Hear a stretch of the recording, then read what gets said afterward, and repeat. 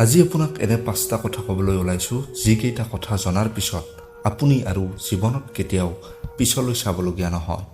5টা কথা মনত ৰাখি আগবাঢ়িলে আপুনি জীৱনৰ প্ৰতিটো ক্ষেত্ৰ, সেয়া লাগিলে আপোনাৰ প্ৰেম ভাল পোৱাই হওক, আপোনাৰ শিক্ষা জীৱনেই হওক নাইবা আপোনাৰ চাকৰি জীৱন অৰ্থাৎ কৰ্মক্ষেত্ৰই হওক, সকলো দিশত সফলতাৰ শিখৰ আহৰণ কৰিবলৈ সক্ষম হ'ব। যদি আপুনি প্ৰেম ভাল পোৱা চাকৰি শিক্ষা আদি সকলোতে সফলতা বিচাৰে, অনুগ্ৰহ কৰি ভিডিঅ'টো সম্পূৰ্ণকৈ নোচোৱাকৈ নাথাকিব। কিছুমান এনেকুৱা মানুহ থাকে যি মানুহৰ লগত মিলি থাকিব নাজানে বা নোৱাৰে। তেওঁলোকে ভাবে যে মানুহে তেওঁলোকক ভাল নাপায় বা পচন্দ নকৰে। তেওঁলোকে বেছি বন্ধু কৰিব নাজানে বা মানুহক তেওঁলোকে আকৰ্ষিত কৰিব নোৱাৰা বুলি ভাবে। এনেকুৱা ভাৱনা মনত লৈ আছে বাবেই তেওঁলোকে এনে কিছুমান সৰু সৰু ভুল কৰে, যি ভুলৰ বাবে তেওঁলোকে নিজৰ ওপৰত থকা কনফিডেন্স হেৰুৱাই পেলায়, যিবোৰ কাৰণে যি পাৰ্চনেলিটিৰ কাৰণে মানুহে তেওঁলোকৰ প্ৰতি আকৰ্ষিত হোৱাৰ বিপৰীতে দূৰ হৈ যায়। কিছুমান এনেকুৱা সৰু সৰু কথা আছে যি কথা যদি আপুনি জীৱনত এবাৰ শিকি লয় আৰু তাৰ পিছত আপুনি যলৈকে নাযাওক বা যাকেই লগ পায়, আপোনাক লগ পোৱা প্ৰতিজন মানুহ আপোনাৰ প্ৰতি 100% আকৰ্ষিত হ'ব। আপোনাৰ সুন্দৰ ব্যক্তিত্বই যিকোনো লোককে সাংঘাতিক ধৰণে প্ৰভাৱিত কৰিব পাৰে। লাগিলে সেয়া আপোনাৰ পৰিয়ালেই হওক, আপোনাৰ প্ৰেয়সী বা প্ৰেমিকেই হওক, আপোনাৰ স্বামী পত্নী বন্ধু যেই নহওক, তেওঁলোকৰ জীৱনত আপুনি বিশেষভাৱে প্ৰভাৱ বিস্তাৰ কৰিব পাৰিব। এটা কথা মনত ৰাখিব, মানুহৰ মূল্য বা গুৰুত্ব নাথাকে, গুৰুত্ব থাকে মানুহৰ গুণৰ, মানুহজনৰ চিন্তা চেতনাৰে মূল্য থাকে। গতিকে এই 5টা কথাই আপোনাৰ পাৰ্চনেলিটি সম্পূৰ্ণৰূপে চেঞ্জ কৰিব পাৰে। 5টা কথাই আপোনাক এজন প্ৰভাৱশালী ব্যক্তি হিচাপে গঢ়ি তুলিব পাৰে। আপুনি য'তেই নাথাকক, আপোনাক কোনোবাই চিনি পাওক বা নাপাওক, আপোনাৰ ছবিয়ে সকলোকে ইমপ্ৰেছ কৰিব পাৰে। প্ৰথম কথা, আপুনি আনৰ কথা শুনিবলৈ আৰু বুজিবলৈ শিকক। মানুহে এটা ডাঙৰ ভুল কৰে, কেৱল নিজৰ বিষয়ে কৈ ভাল পায়। যেতিয়া কাৰোবাৰ সৈতে কথা পাতে তেতিয়া কেৱল নিজৰ কথাই বেছিকৈ আলোচনা কৰিব বিচাৰে। এটা কথা আপুনি আজিৰ পৰা মন কৰিবচোন, 4-5জন মানুহৰ সৈতে যেতিয়া কথা পাতিব, প্ৰতিজনে নিজৰ বিষয়ে কোৱাতেই লাগি থাকে। কোনেও কাৰো কথা ধ্যান দি শুনিব নিবিচাৰে, বুজিব নিবিচাৰে। কেতিয়া নিজৰ কথাখিনি ক'ব পাৰি সেই কথাই জুকিয়াই থাকে। এজনে কৈ থাকোঁতে আনজনে নিজৰ কথাখিনি ক'বলৈ অপৰি কৰে। যেতিয়ালৈকে আপুনি আপোনাৰ সন্মুখৰজনৰ কথা নুশুনিব নুবুজিব, তেতিয়ালৈকে তেওঁৰ সৈতে আপোনাৰ বণ্ডিং ষ্ট্ৰং কেতিয়াও নহয়। আপোনালোকৰ মিউচুৱেল ৰিলেশ্যনশ্বিপ কেতিয়াও গঢ়ি নুঠিব, কাৰণ আপুনি তেওঁৰ কথা তেওঁৰ বিষয়ে জানিবলৈ শুনিবলৈ চেষ্টা নাই কৰা। আপুনি কেৱল নিজৰ কথাই শ্বেয়াৰ কৰিব বিচাৰে। আপুনি কি ভাবে, কি বিচাৰে, আপোনাৰ কি সপোন আছে, এইখিনি তেওঁক বুজাব বিচাৰে। মানে আপোনাৰ ফ'কাছ কেৱল আপোনাৰ ওপৰতেই থাকে। যিজন মানুহৰ ফ'কাছ কেৱল নিজৰ ওপৰত থাকে, তেওঁ কেতিয়াও প্ৰভাৱশালী ব্যক্তি হৈ উঠিব নোৱাৰে। কাৰণ যিজন মানুহে কেৱল নিজৰ বিষয়ে কথা পাতিব বিচাৰে, মানুহে তেওঁৰ পৰা কামোৰ খাবলৈ আৰম্ভ কৰে। বৰিং যেন লাগে তেনে মানুহক মানুহে অশান্তি পায়। যিজন মানুহে আনৰ কথা শুনিব বিচাৰে, আনক বুজিব বিচাৰে, সেইজন মানুহৰ সৈতেহে আন এজন মানুহ কানেক্ট হ'ব পাৰে। প্ৰতিজন মানুহে এইটোৱেই বিচাৰে যে মোৰ কথা কোনোবাই শুনক, মোৰ অনুভৱ কোনোবাই বুজক। আপুনি নিজেও সেইটোৱেই বিচাৰে।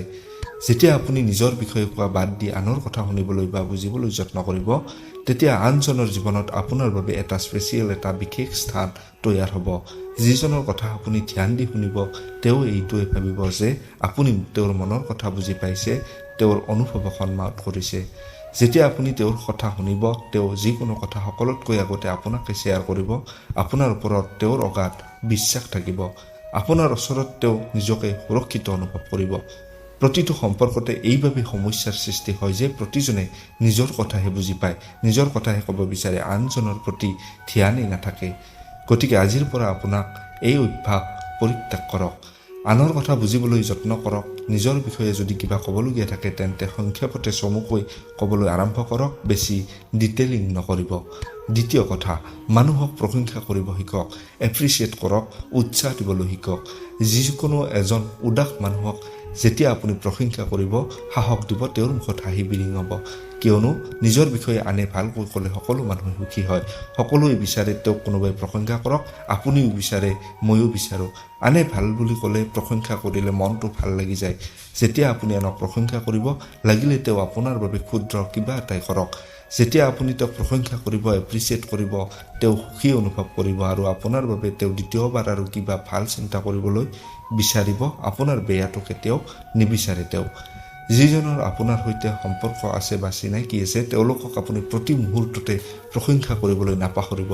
সৰু সৰু কথাতে প্ৰশংসা কৰিব। আপুনি একো দিব নালাগে, মুখেৰে মাথো এটা শব্দহে ক'ব লাগে।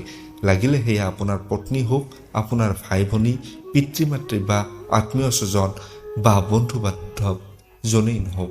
কিন্তু আমি সেইখিনি কৰাটো কৃপণালি কৰোঁ। ঘৰৰ মানুহক আৰু কি প্ৰশংসা কৰিম, বন্ধুহে হ'ব আৰু সামান্য কাম এটাই কিনো প্ৰশংসা কৰিব। এই সৰু সৰু কথাবোৰে আপোনাৰ প্ৰতিটো সম্পৰ্কক মৰমেৰে ভৰাই তুলিব পাৰে, সুমধুৰ কৰিব পাৰে। যেতিয়া আপোনাৰ সম্পৰ্ক মধুৰ হ'ব, আপোনাৰ জীৱনো মধুৰ হৈ যাব। যি মানুহে আনৰ প্ৰশংসা কৰে, তেনে মানুহ সকলোৰে প্ৰিয়। কিন্তু যিজনে আনৰ বেয়াটোহে বিচাৰে, আনৰ বেয়াখিনি বিচাৰি থাকে, তেনে মানুহৰ পৰা সকলো আঁতৰ হ'বহে বিচাৰিব। তেনে মানুহৰ কথা কোনেও শুনিব নিবিচাৰে। গতিকে নিজৰ কেৰেক্টাৰ এনেকুৱা নবনাব যে মানুহে আপোনাক লৈ অশান্তি অনুভৱ কৰে। আপুনি যদি বিচাৰে আপোনাক মানুহে ভাল পাওক, আপোনাৰ প্ৰতি প্ৰভাৱিত হওক, তেন্তে আপুনি মানুহক প্ৰশংসা কৰিবই লাগিব, এপ্ৰিচিয়েট কৰিবই লাগিব। কিন্তু বিনা কাৰণত একো অৰ্থ নথকাকৈও প্ৰশংসা নকৰিব। তেনে কৰিলে মানুহে আপোনাক তেল মাৰিছে বুলিহে ভাবিব। কাৰণ আজিকালি কোনো মানুহ মূৰ্খ নহয়। কিন্তু সৰু হ'লেও যিজনে সঁচাই কিবা এটা কৰিব বিচাৰিছে বা কৰিবলৈ চেষ্টা কৰিছে, তেওঁক অৱশ্যে প্ৰশংসা কৰিব।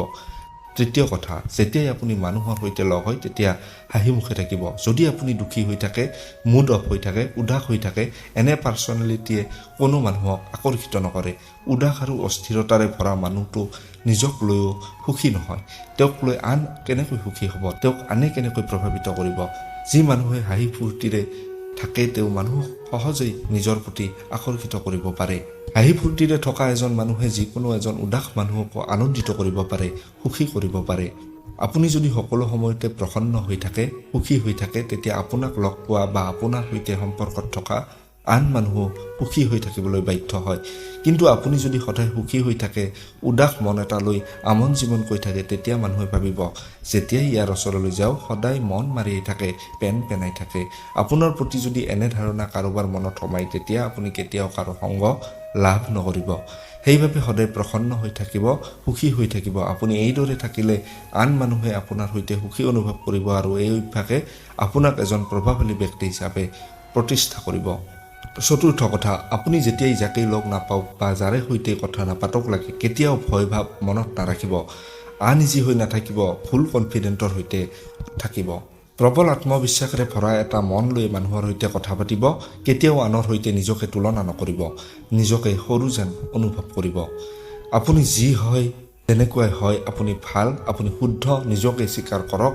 আপুনি যেনেকুৱা মানুহে তেনেকৈয়ে আপোনাক ভাল পাব, গ্ৰহণ কৰিব। মাত্ৰ আপুনি আত্মবিশ্বাস অটুট ৰাখিব। যদি আপোনাৰ নিজৰ ওপৰতে বিশ্বাস নাথাকে, তেন্তে মানুহে আপোনাক কেনেকৈ বিশ্বাস কৰিব? কি হিচাপত মানুহ আপোনাৰ প্ৰতি ইমপ্ৰেছ হ'ব? এজন আত্মবিশ্বাসী মানুহ যলৈকে নাযাওক লাগে, সকলো মানুহক তেওঁ প্ৰভাৱিত কৰিব পাৰে। পঞ্চম কথা, এইটো অতি গুৰুত্বপূৰ্ণ দিশ। এজন মানুহৰ বাবে যিটো কথা মানুহে বিশেষ ধ্যান নিদিয়াৰ বাবে যিকোনো ক্ষেত্ৰতে সফল হ'ব নোৱাৰে। আপুনি মানুহক দিয়ক, মানুহৰ পৰা নিবিচাৰিব।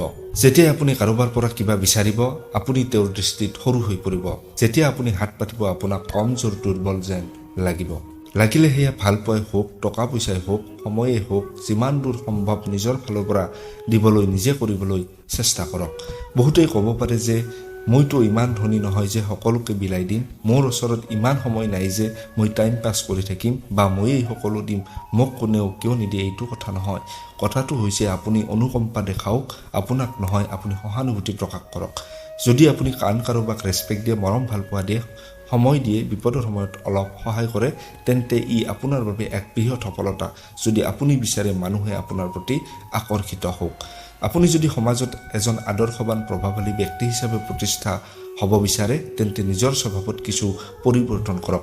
বিচৰাৰ অভ্যাস ত্যাগ কৰক, বিলাবলৈ যত্ন কৰক। বিচাৰিবলৈ বাদ দি যেতিয়া নিজেই দিবলৈ চেষ্টা কৰিব, তেতিয়া আপুনি সকলোৰে দৃষ্টিত সদায় ওপৰত থাকিব। এই 5টা কথা যদি আপুনি মনত ৰাখি যিকোনো ক্ষেত্ৰত, যিকোনো কামত, যিকোনো সম্পৰ্কত আগবাঢ়ে, আপুনি নিশ্চিতভাৱে এজন প্ৰভাৱশালী ব্যক্তিৰ শাৰীত নিজৰ নাম অন্তৰ্ভুক্ত কৰিব পাৰিব। যদি এই ভিডিঅ'টো ভাল লাগিল, ভিডিঅ'টোত লাইক কৰক আৰু চেনেলটো সকলোৱে ছাবস্ক্ৰাইব কৰিবলৈ নাপাহৰিব। ধন্যবাদ।